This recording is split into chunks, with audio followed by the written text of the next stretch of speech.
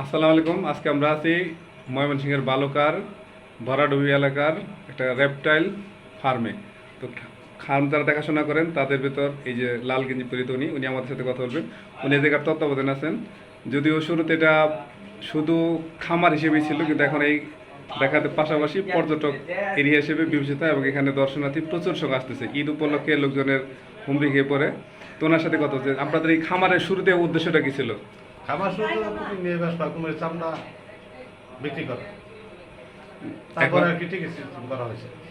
এখন এই মানুষজন দেখতে আসে, এই জন্য তারা একটা টিকিট সিস্টেম করে দিয়েছে যাতে লোকজন দেখতে পারে।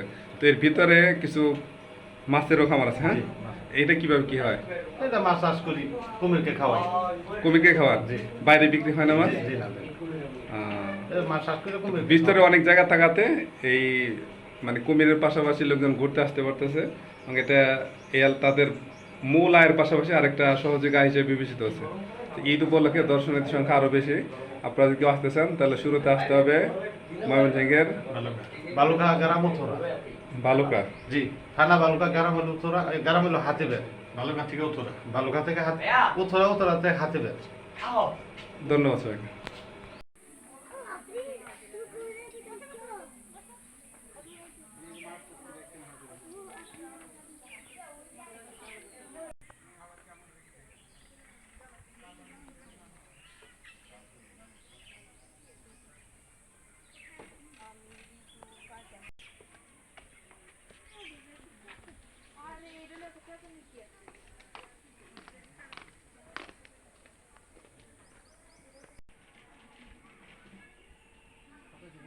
ফুচকা ভাজা আছে।